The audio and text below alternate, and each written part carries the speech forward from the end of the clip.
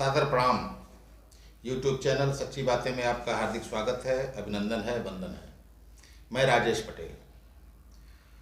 आपसे निवेदन है कि यदि आपने मेरे चैनल को अभी तक सब्सक्राइब नहीं किया है तो उसे सब्सक्राइब कर लें प्लीज़, और बेल आइकन का बटन दबा दें ताकि जारी होने वाले हर वीडियो का आपको नोटिफिकेशन मिल जाए। एसडीएम से पूछा कि आपको 5 जूते मारूं तो कौन सी धारा लगेगी। एसडीएम, वो भी एसडीएम डायरेक्ट आईएएस था, आईएएस से ट्रेनिंग में आया था। उससे पूछा गया कि आपको 5 जूते मारूं तो कौन सी धारा लगेगी। आप अंदाज लगा सकते हैं कि ऐसा सवाल कौन व्यक्ति कर सकता है, किस तरह का आदमी कर सकता है। जी हाँ, यदुनाथ सिंह, क्रांतिवीर यदुनाथ सिंह।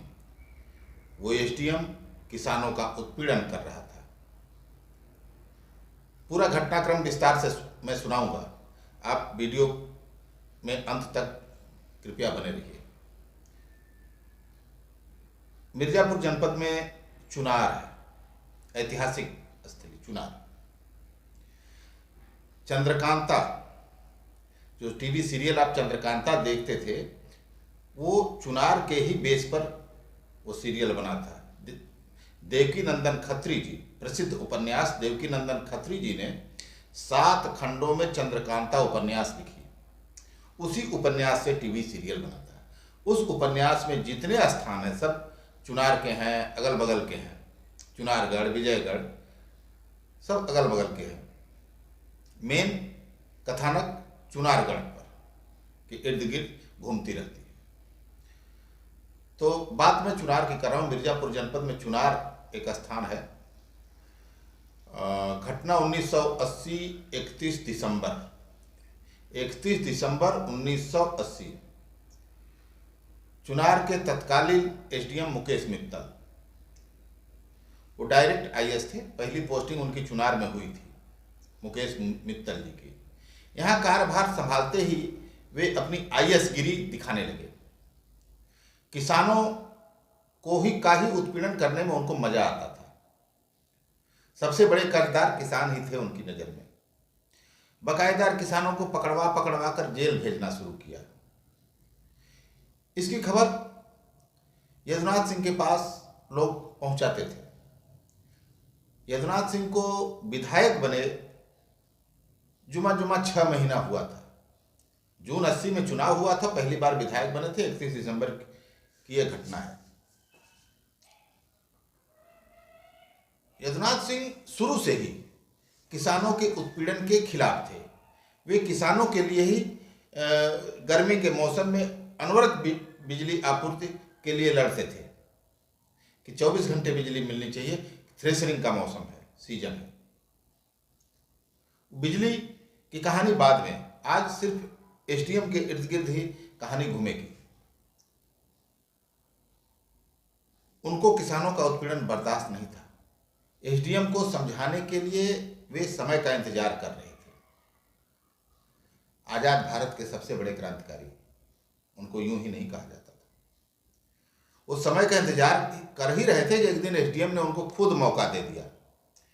मित्तल साहब जमालपुर क्षेत्र का दौरा करने के बाद तियरा गौरही के रास्ते अदलहाट की ओर जा रहे थे। कुछ बकायेदार किसानों को गाड़ी में बैठा लिया था। उनको ले जाकर तहसील में वो बंद कर देते। तियरा और गौरही गांव के बीच कलवरिया नाला है। उस साल भयंकर सूखा भी पड़ा था, 80 में, आपको पता होगा। तियरा गांव के किसान लोकनाथ कुशवाहा के सहयोगी जो उनकी खेती का काम धाम देखते थे, वो कलवरिया नाला में पंपिंग सेट लगाकर सड़क किनारे से नाली बनाकर अपनी फसल की सिंचाई करने की तैयारी में थे। नाली ओली खुद गई थी। एसडीएम मुकेश मित्तल ने सड़क किनारे नाली की खुदाई देखी तो वे बिफर गए, आपे से बाहर हो गए। वहां मौजूद लोगों को उन्होंने काफी भला बुरा कहा कि यह कानून का उल्लंघन है। दरअसल उनको शक था कि ये किसान, जिन किसानों को गाड़ी में वो बैठाए थे, बकायेदार किसानों को, उनके समर्थन में सड़क खोद दिए हैं और आगे इनको नहीं जाने देना चाहते। गलतफहमी। लेकिन फिर भी जब लोगों ने बताया तब तो उनको समझ जाना चाहिए, नहीं समझे। यहाँ पर भी जितने लोग थे, लोकनाथ कुशवाहा जी के जितने कारिंदे थे, सबको फावड़ा आदि के साथ अपनी गाड़ी में बैठा लिया और अदलहाट थाना ले गए। वहाँ से करीब 3 किलोमीटर दूर अदलहाट थाना है, अदलहाट थाना ले गए। इसकी जानकारी जब लोकनाथ सिंह को मिली, लोकनाथ सिंह वहाँ थे नहीं, उनके लोग थे, मिली तो यदुनाथ सिंह पटेल के सहयोगी बजरंगी कुशवाहा से मिलने उनके घर गौरही गए। उनको सारी बात बताई। बजरंगी कुशवाहा तुरंत लोकनाथ कुशवाहा को लेकर थाना गए। वहां उस समय तक एसडीएम मौजूद थे। बजरंगी जी ने सूखे का हवाला देकर काफी अनुनय विनय की, लेकिन एसडीएम का दिल नहीं पसीजा, उनके कानों पर जूं नहीं रंगी, उनको कुछ सुनाई नहीं दिया। उन्होंने धारा 133 के तहत प्राथमिकी दर्ज करा दी। जमानती धारा होने के बावजूद एसडीएम ने थानेदार को निर्देश दिया कि किसी की भी जमानत थाने से न हो। ये देख रहे हैं आप, सत्ता की गुंडे, शासन की गुंडे। धारा जमानती, लेकिन उस समय मुकेश मित्तल एसडीएम ने थानेदार को निर्देश दे दिया कि किसी की भी जमानत थाने से न हो। हारकर बजरंगी कुशवाहा और लोकनाथ कुशवाहा नारायणपुर स्थित विधायक जी के कार्यालय पहुंचे, यदुनाथ सिंह पटेल के। उस समय यदुनाथ सिंह जी भोजन कर रहे थे। तब तक रात के करीब 8 बज चुके थे। विधायक जी ने कहा, इतनी रात को कैसे? उन्होंने देखा बजरंगी कुशवाहा जी को और लोकनाथ कुशवाहा जी को, उन्होंने पूछा इतनी रात को कैसे? उनको पूरे जाड़े का दिन, 31 दिसंबर, भयंकर जाड़ा। उनको प्रकरण की पूरी जानकारी दी गई तो खाना छोड़कर हाथ मुंह धोया और पैदल ही नारायणपुर त्रिमोहानी पहुंचे। चूंकि न तो बजरंगी जी के पास कोई साधन था और न ही विधायक जी के पास। त्रिमोहानी से ही बड़ा वाला गणेश जी टेम्पो ले लिया और उसी में बैठकर अदलहाट की ओर चल दिए। रेलवे क्रॉसिंग पर पहुंचते ही सामने से एसडीएम की गाड़ी चली आ रही थी, दिख गई। उसी समय कोई रेलगाड़ी आने के कारण क्रॉसिंग का गेट बंद हो गया। नतीजतन फाटक के पास आकर एसडीएम की जीप रुक गई। यदुनाथ सिंह और इनके साथ के अन्य लोग पैदल ही उस पार गए। एसडीएम से बताया कि वे इस क्षेत्र के विधायक हैं। यह सुनने के बाद भी एसडीएम न गाड़ी से उतरे न पर्दा हटाया। उस समय जीप ऊपर ही होगी, पर्दा लगा था। फिर बड़े ही शांत भाव से यदुनाथ सिंह ने पूछा कि आपके पास सरकार ने एक प्रोटोकॉल लेटर भेजा है, इसमें लिखा है कि यदि क्षेत्र का विधायक आ जाए तो उसे आदर के साथ प्रणाम करते हुए कुर्सी से खड़े हो जाना चाहिए। अब विधायक जी ने उसको प्रोटोकॉल भी समझाया। एक और प्रोटोकॉल आया होगा कि यदि एमएलए चाहे तो वह सरकारी गाड़ी से क्षेत्र का भ्रमण कर सकता है। आया है कि नहीं? इस पर एसडीएम भड़क गए और पर्दा हटाने के साथ ही कहा कि आया है। इस पर यदुनाथ सिंह ने कहा कि मुझे अभी क्षेत्र के भ्रमण पर जाना है, आप किसी अन्य गाड़ी का इंतजाम करके चले जाएं। एसडीएम अचकचा गए। उनके साथ नायब तहसीलदार एसडीएम की अर्जेंसी बताने लगे तो यदुनाथ सिंह ने कहा कि आप बीच में मत बोलिए, नहीं तो मुझे आप जानते हैं, यहीं पर पेट फाड़कर सारा भ्रष्टाचार बाहर निकाल दूंगा। और इधर एसडीएम ने बकाया जमा न करने के आरोप में जिन किसानों को अपनी जीप में बैठाया था उनको बजरंगी सिंह कुशवाहा ने भगा दिया पीछे से। कहा कि जाइए आप लोग अपने अपने घर। एसडीएम की स्थिति बहुत ही दयनीय हो चुकी थी। फिर यदुनाथ सिंह ने सवाल किया, कहा कि एसडीएम साहब, आपको बहुत गुरूर है ना? आपको यहीं पर 5 जूते मारूं तो कौन सी धारा लगेगी मेरे खिलाफ? एसडीएम चुप।